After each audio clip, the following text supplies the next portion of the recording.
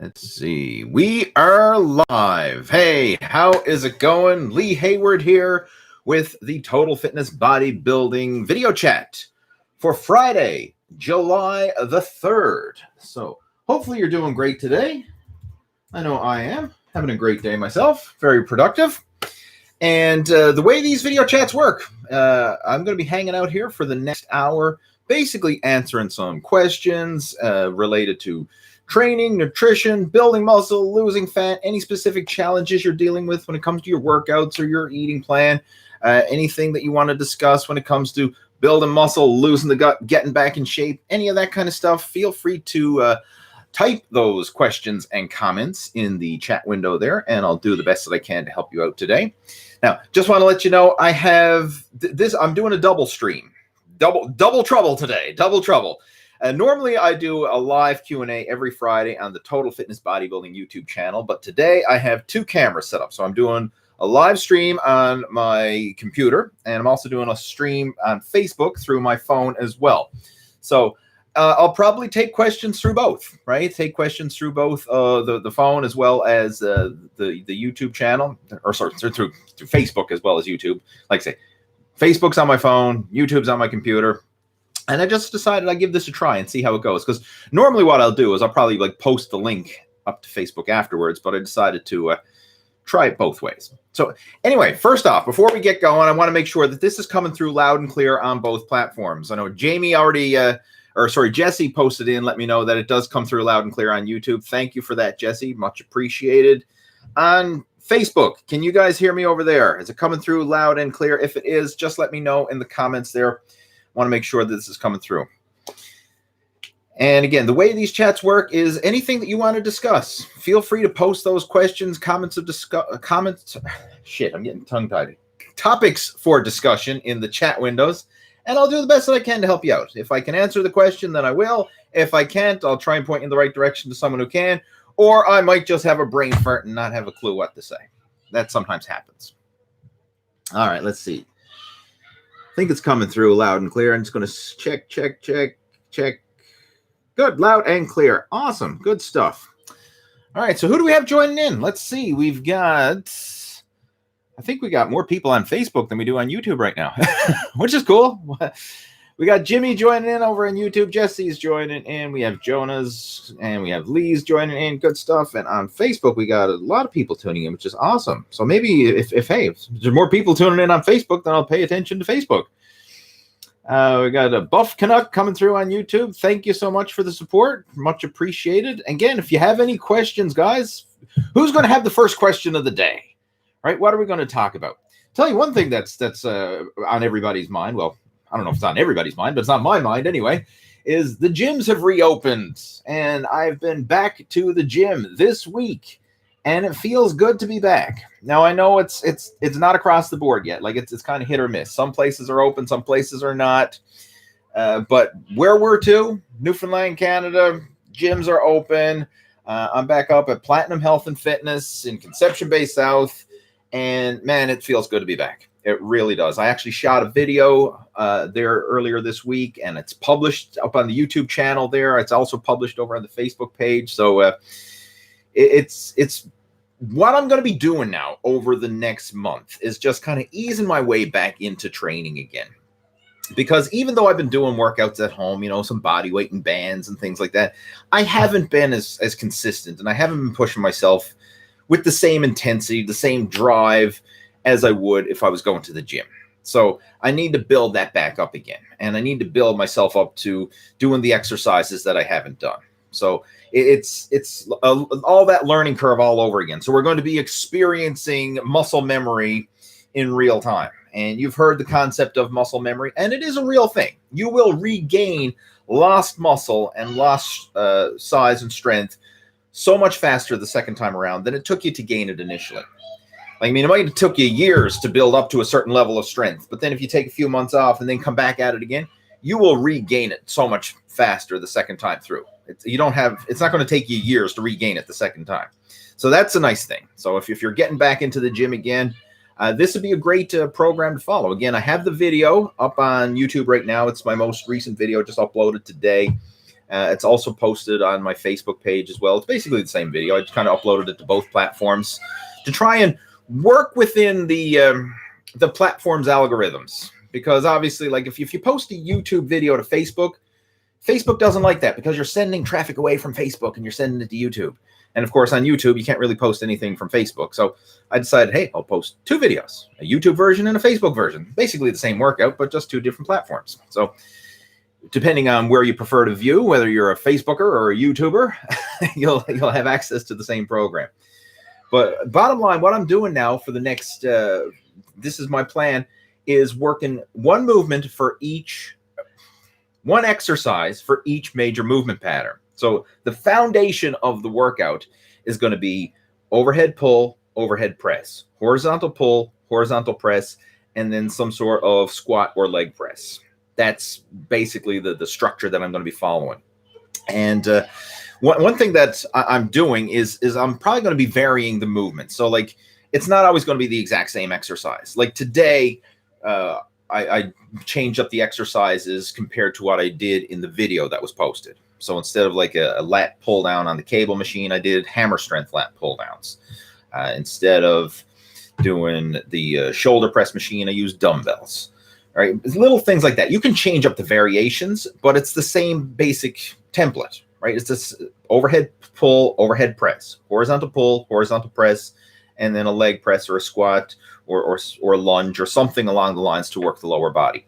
And that's the fundamentals right there. Now, I mean, you can throw in some arm curls if you want. You can throw in some calf work, or you can throw in some ab work and things like that. But that's the foundation. It's just one major exercise for each movement pattern. And this is going to help to build up your strength and conditioning. And it's simple, right? It's a simple, easy workout to follow. Not going to take too long. I mean, you can be in and out of the gym in an hour and get a great workout in the process. So it's what I would recommend for those of you who are coming back to the gym again after a layoff. Be a great plan to follow. All right, so let's jump into, we got some comments and coming through here. Let's see. I'll just start off with some questions there on YouTube. Oh, some people are mentioning the guitar in the background. Yeah. Back in the day, back in the day, I'm talking like when I was in high school, I used to play guitar, and this is a classical guitar, and the strings are literally rotted. In fact, one of the strings is busted off, but my son Harvey dug this out from down in the basement, and he's playing the guitar right now. So I literally haven't played this in years, and like I say, the strings are rotted. And in fact, we're down to 5 strings on this one right now. But yeah, that was Harvey dug that out of the basement and wanted to play. My son Harvey loves music. I think that's going to be his like at this stage of the game, he has a passion for music. Loves watching music, like videos on YouTube. Passion for the guitar. Loves the drums.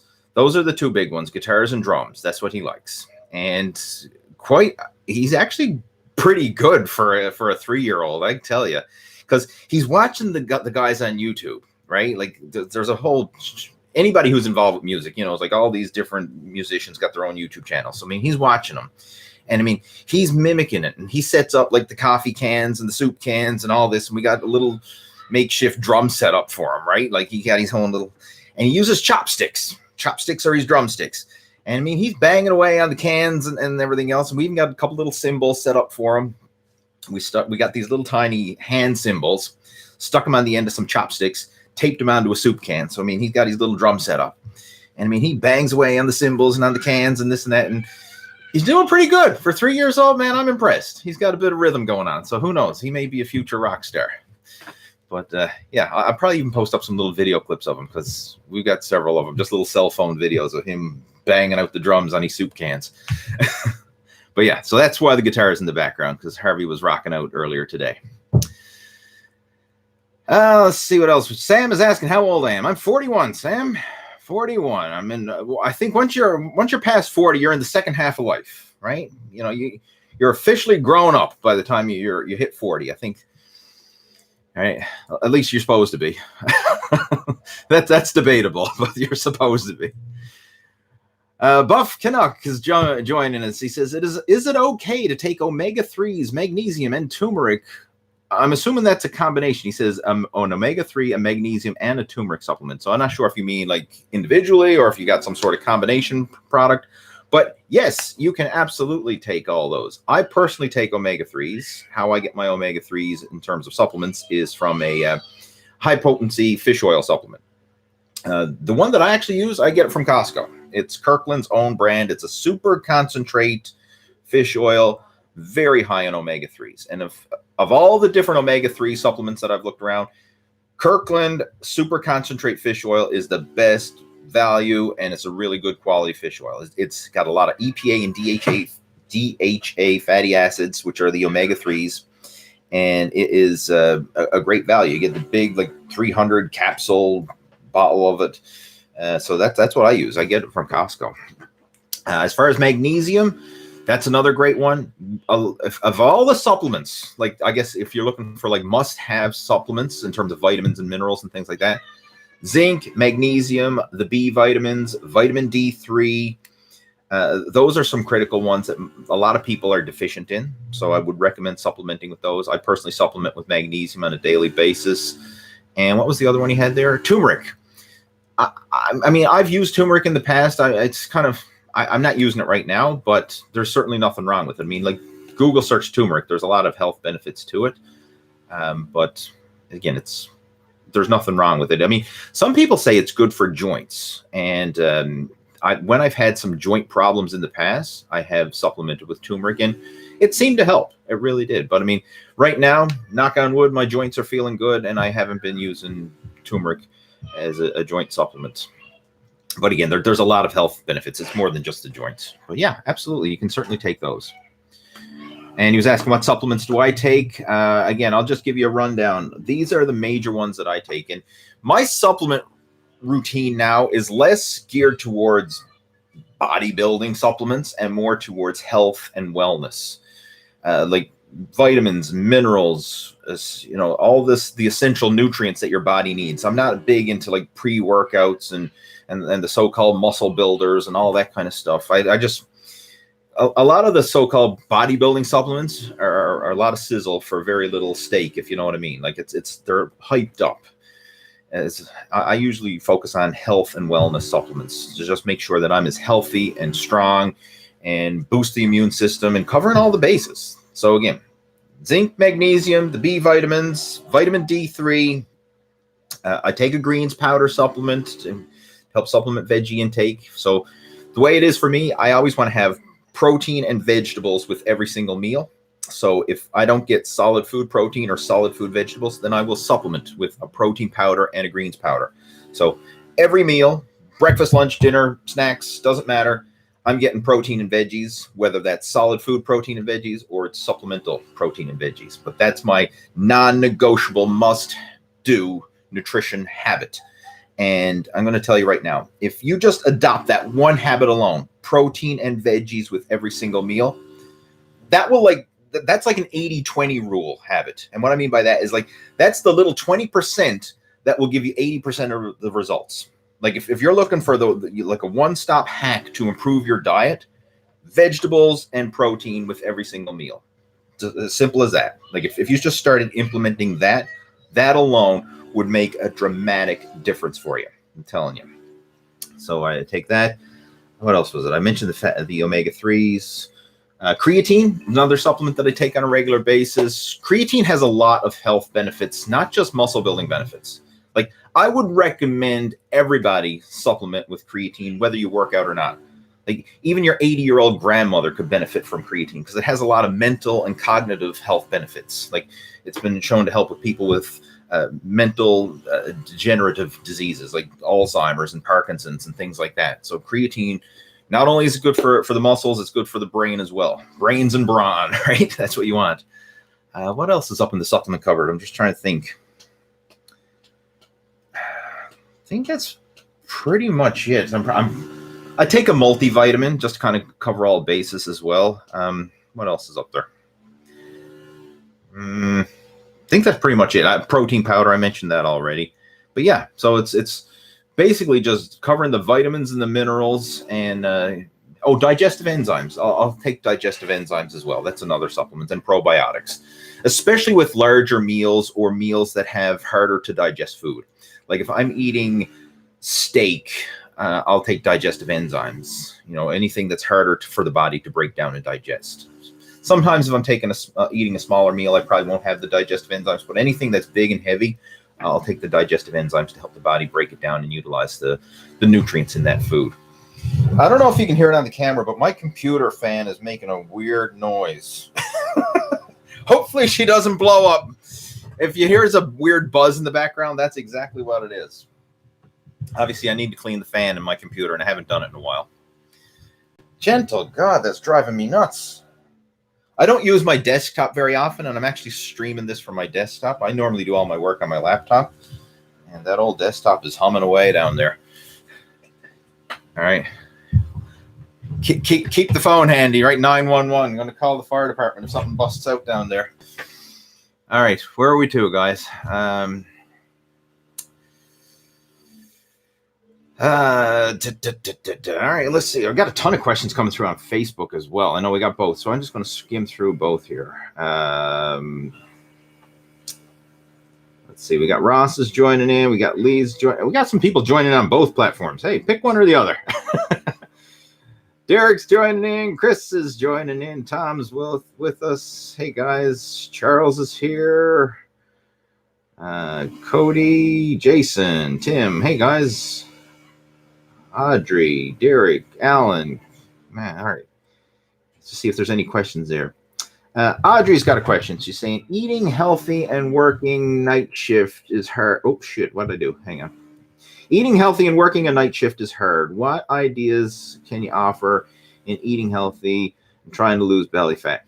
I totally get it. I mean, eating healthy and sticking to a plan is challenging enough when you have your normal routine. But when you're in the night shift, it throws off your natural rhythm. And I can relate to this because I've had jobs in the past where I've had to work nights, right? And now it wasn't long-term, thankfully, but I can relate to what you're going through. And it's weird because sometimes our appetite changes. Like it's strange. Like you think of like what's considered breakfast food, what's considered lunch food, what's considered dinner food. It varies, right? That's my computer making a noise. I don't know. My God, they can hear it out in the next room. They're wondering, like the fan and the computer. I must need to clean the fan. Oh, is that what it is? Yeah. Yeah. I don't know what to do. It's just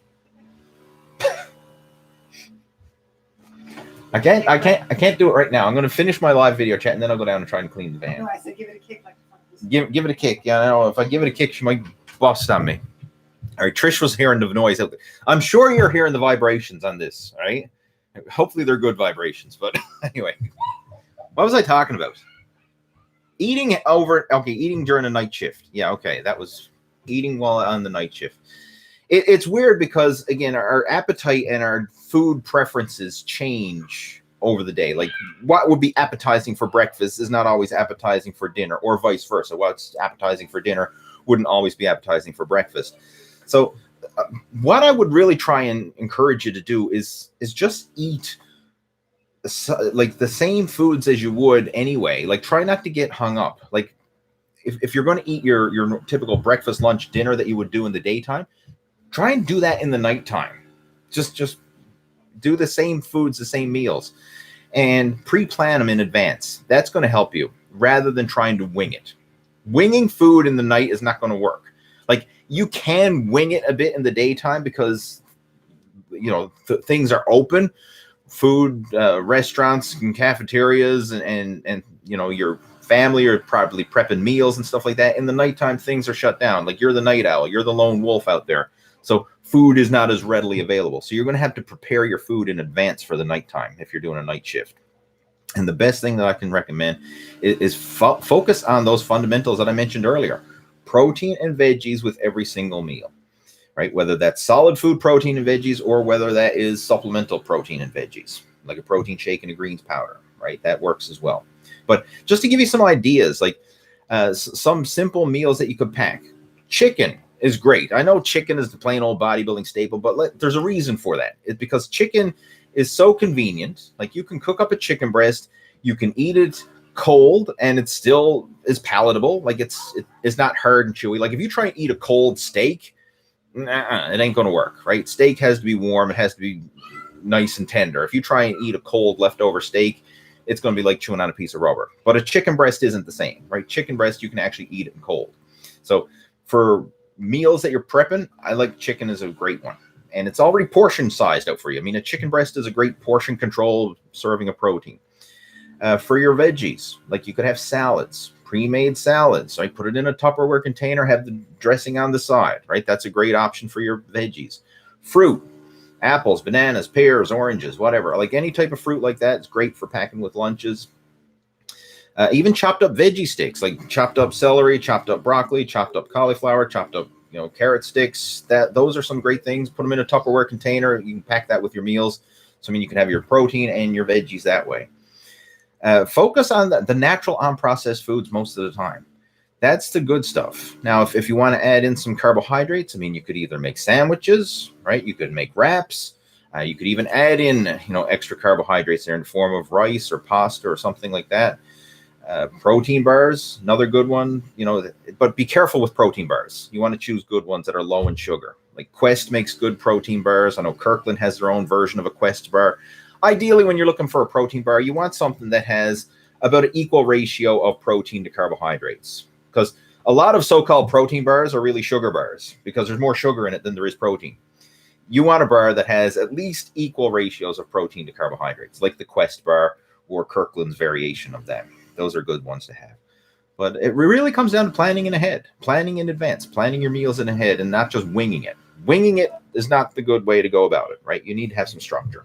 Again, if you want some help with a meal plan, feel free to email me, leeh@leehayward.com, and we can chat about it. All right, what other questions we got? I'm going to jump up to the YouTube channel here and see what's coming through.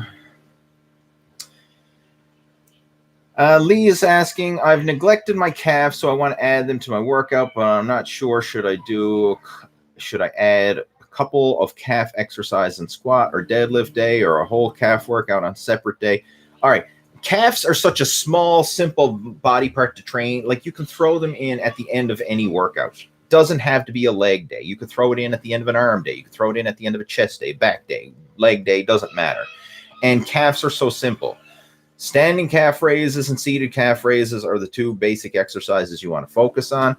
And you don't have to do both in the same day. Like if you want, you could do like throw in a few sets of standing calf raises after one workout. Next workout, throw in a few sets of seated calf raises. And just alternate it. After each workout, throw in some calf work. Simple as that. Don't need to overcomplicate it.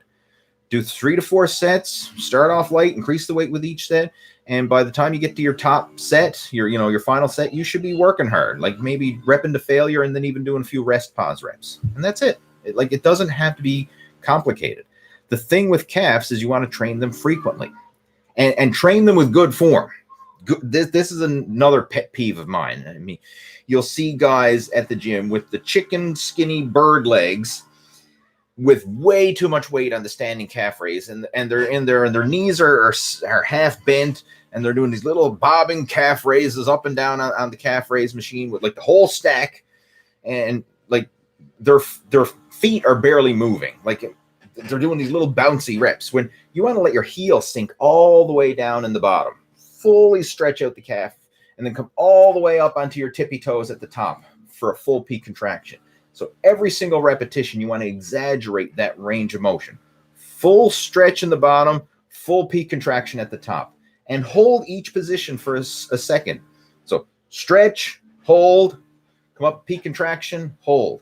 And that's where you're going to get the calf development to, because the calves are a very tough, dense muscle, and they're used to mid-range movement all the time. Every time you take a step, every time you climb a flight of stairs, every time you move, your calves are doing a little mini mid-range calf raise with your body weight. So it's always working in that mid-range. If you want to stimulate growth, you got to get outside that mid-range into the fully stretched and into the fully peak contraction.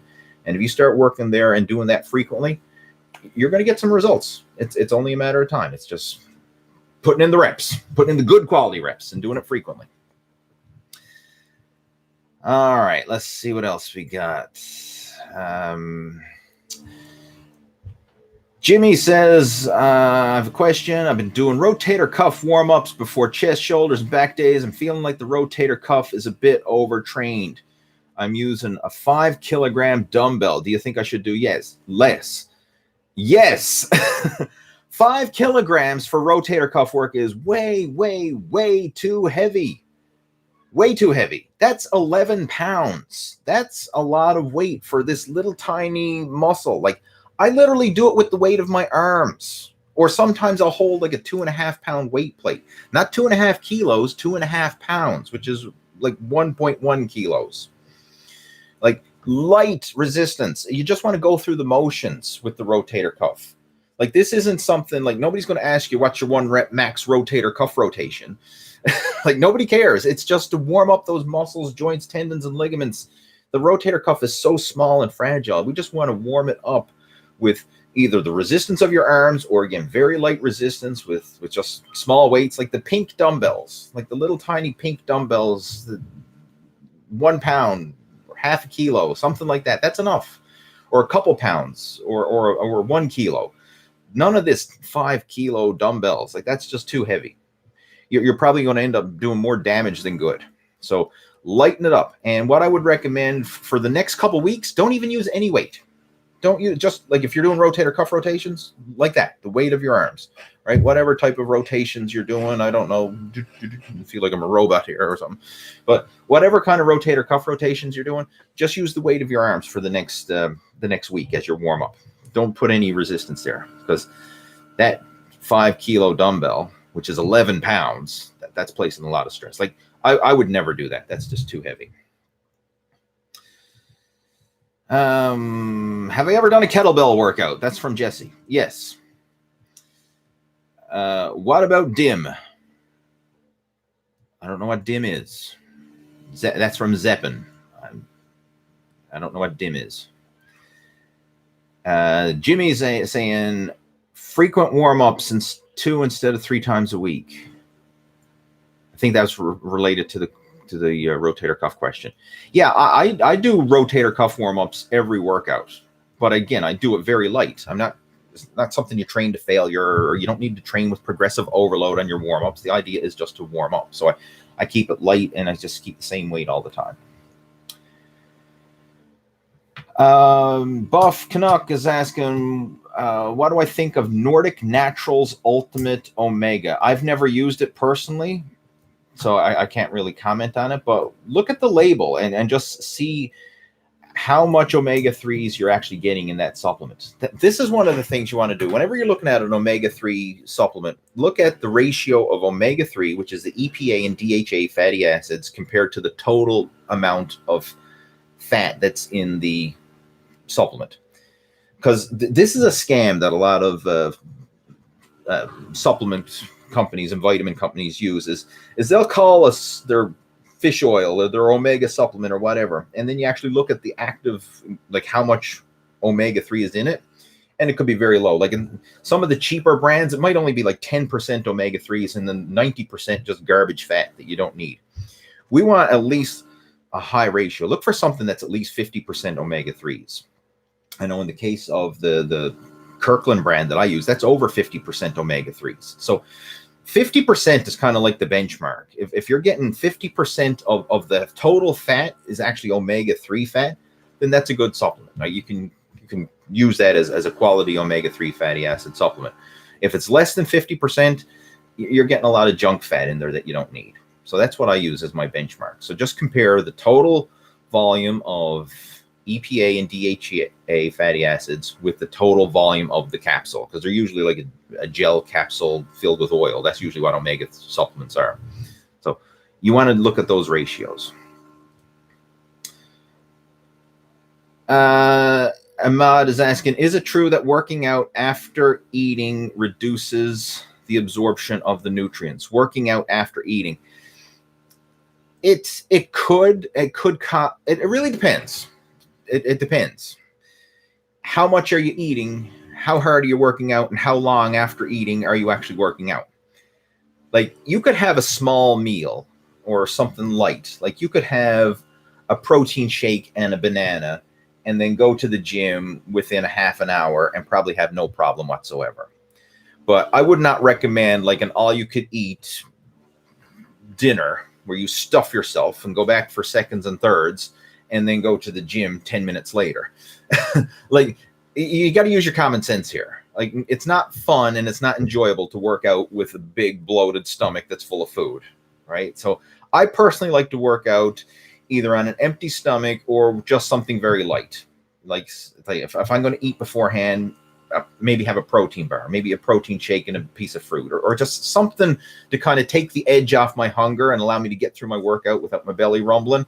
But I don't want a lot of food. Like, I wouldn't eat, like, slam back a steak and mashed potatoes and gravy and have this big dinner and then expect to go to the gym and work out right after that. No, I mean, I wouldn't be able to do it. It's just too much. So just use your common sense with it. I mean, have something very light beforehand or like within an hour or so before you go to the gym, just so you're not hungry and you don't feel like you're running on empty. And then have a good substantial meal afterwards.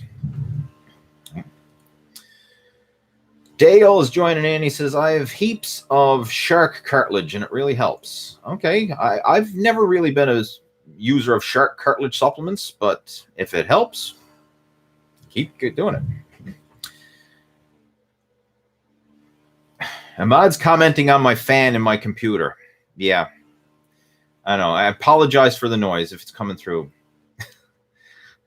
We got a lot of questions there, and I don't want to shut it down, right? Because if I shut down the computer, I'm going to lose all these questions that are coming through, and I don't want to do that. So bear with the noise so I can answer your questions. Okay, what else we got there? What would you suggest when working out alone to improve my bench press safely without going to failure? If you're working out at a gym, use a power rack or some sort of safety rack that has pins to catch the weight if you happen to hit failure.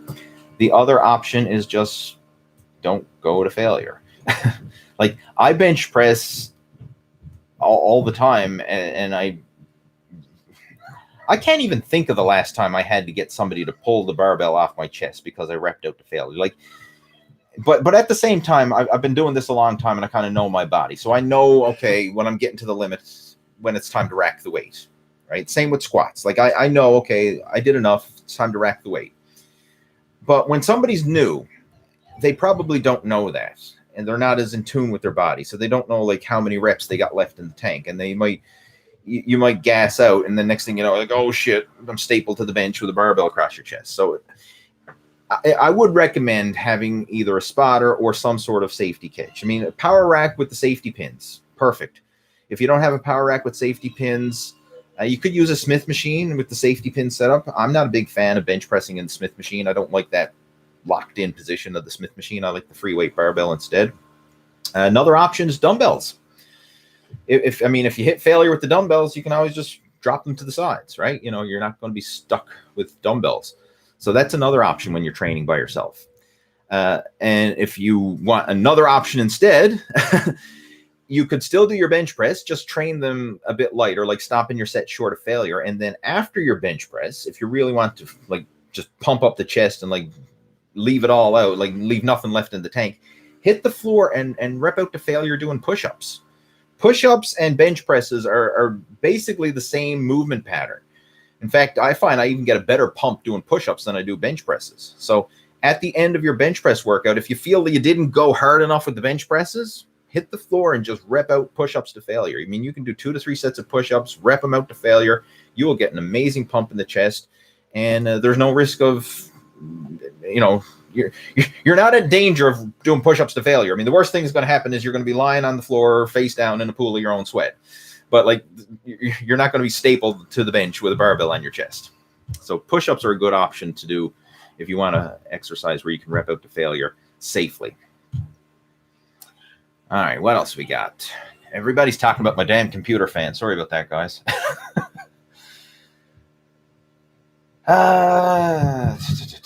Can you explain to me how to set up my new push-pull legs routine? I do a mix of exercises each time. How many exercises should I do each day, each workout per muscle? I need volume and intensity.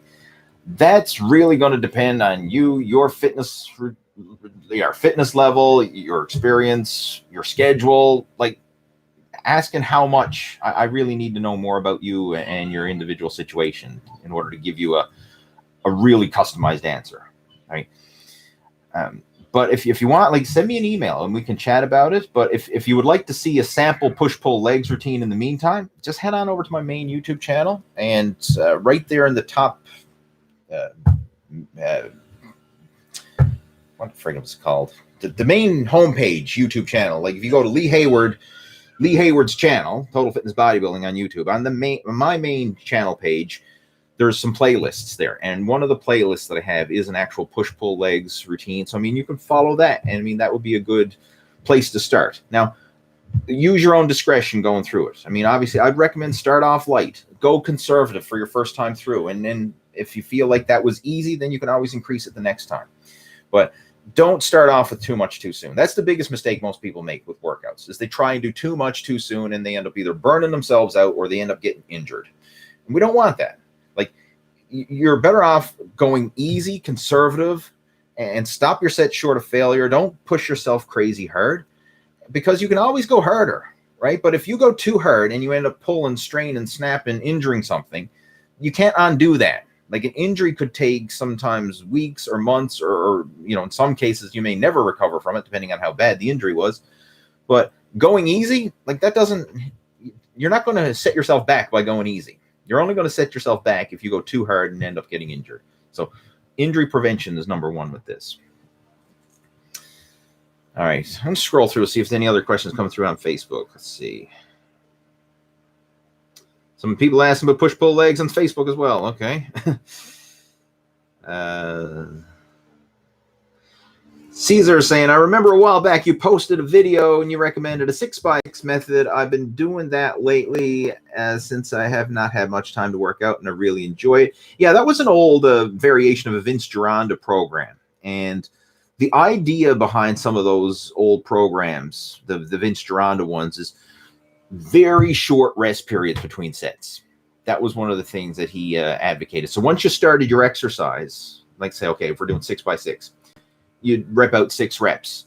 And then you probably take like 15, 30 seconds rest, and then another set of 6, and then 15, 30 seconds rest, and another set, and another set. So it starts off easy, but by the time you get to the, that 4th, 5th, and 6th set, fatigue is starting to set in. And now